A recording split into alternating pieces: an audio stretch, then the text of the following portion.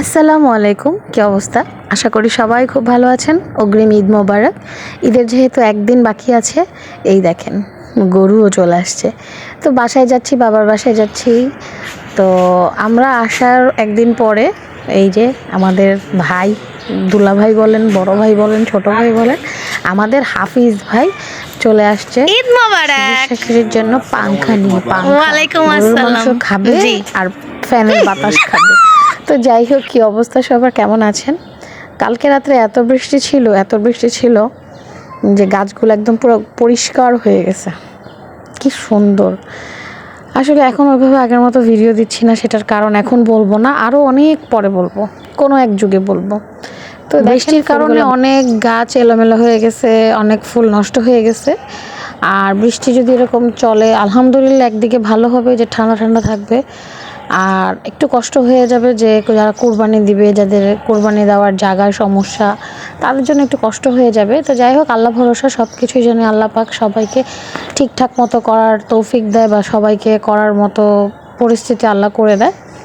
আর একটা জিনিস আপনাদেরকে একটু না বললেই না, কোরবানি যারা যারা দিবেন তারা অবশ্যই রাস্তায় যে কোরবানিটা করেন, প্লিজ রক্তগুলো, বর্জ্যগুলো নিজ দায়িত্বে অপসারণ করার চেষ্টা করবেন। কারণ পরিবেশটা কিন্তু আমরা যে নিঃশ্বাসটা নিচ্ছি, পরিবেশে যদি দূষিত থাকে সেই নিঃশ্বাসটা আমাদেরই দূষিত আসবে।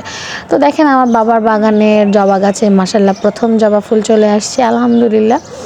এই দেখেন গাছগুলা, দুটো ডাল এনে লাগাইছিল, একটা ডাল থেকে এতগুলো ডাল হয়েছে আলহামদুলিল্লাহ। আর এই যে হচ্ছে জবার কলি, আর এই যে আমাদের লাবু, আমার ভাই এটারে কি বলে, লাবু বসে আছিল। আর এই যে হচ্ছে পুঁই শাকের বাগান, তারপর আব্বু ড্রেনের মতো কেটে দিয়েছে। আর দেখেন পাতাটা কত সুন্দর। এটা কিন্তু কি কচু বলে জানি না, বাট এটা একটা মাথায় দিলে আর বৃষ্টির পানি পড়বে না, এরকম এত এত বড় ছাতার মতো। তো এই কচু খায় কি না এখনও বলতে পারি না। এটা মনে হয় নিচের দিক থেকে, যেটা আর কি মাটির নিচে থাকে, ওইটা যত বড় হবে ওই জিনিসটা গরুর মাংস দিয়ে আমাদের বরিশালে খায়। আর কে কোথায় কিভাবে খান বলতে পারি না। পাতাগুলো অনেক সুন্দর লাগে। হ্যাঁ, এখানে ছবি টবি তুললে আমার কাছে খুব ভালো লাগে। তো আজকে যেহেতু এত বৃষ্টি, আল্লাহ জানে কালকে কি হয়। তো কালকের অপেক্ষায় আছি। পরিবেশটা যখন ভয়েস দিচ্ছিলাম তখন পরিবেশটা অনেক সুন্দর ছিল, বাইরে পাখি কিচিরমিচির করছে, কিন্তু চিন্তা করছি যে বৃষ্টি হলে সব কিছু কেমন জানি হয়ে যায়। তো এই যে শিশির জমে গেছে না, এগুলো শিশির না, এগুলো হলো বৃষ্টির পানি, সারা রাত যে বৃষ্টি হয়েছে। আর এই যে আমার বাবার বাগানের বরবটি, এগুলো বীজ করার জন্য রেখেছে, এগুলো মাশাআল্লাহ আরও বড় হইতো। এই আসলে এখানে একটু মাটির সারটা কম, যে কারণে অল্পই হয়েছে, গাছটা কিন্তু অনেক ছোট। তো এগুলো আজকে উঠিয়ে ফেলেছে আম্মু, আমি যখন ভয়েস দিই তখন এগুলো উঠায় ফেলছে অলরেডি।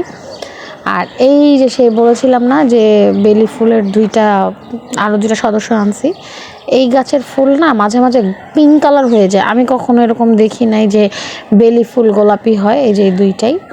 আর এই যে মরিচ গাছের মরিচগুলোও আজকে তোলা হবে, বা তুলছে কিনা আমি এখনও জানি না। আর মরিচ গাছে মাশাআল্লাহ 20 মরিচের গাছও আছে, নর্মাল মরিচও আছে। দেখেন কত ফুল আসছে মাশাআল্লাহ। তো আশেপাশে গরু ডাকতেছে, তো কে কীরকম, এবার কে কী কালারের গরু দিচ্ছেন অবশ্যই কমেন্ট করে জানাবেন। আর আপনাদের কমেন্ট পড়তে ভালোই লাগে। আর এই যে একটা গাছ, এটা মাধবীলতা বলে না জানি, সন্ধ্যা ফুল বলে জানি না, গেট ফুল বলে, এক একজন এক এক নামে চিনে। তো সবাই ভালো থাকবেন, সুস্থ থাকবেন, আল্লাহ হাফেজ। আর নেক্সট ব্লগের জন্য অপেক্ষায় থাকুন, এই আর কি। ভালো থাকবেন।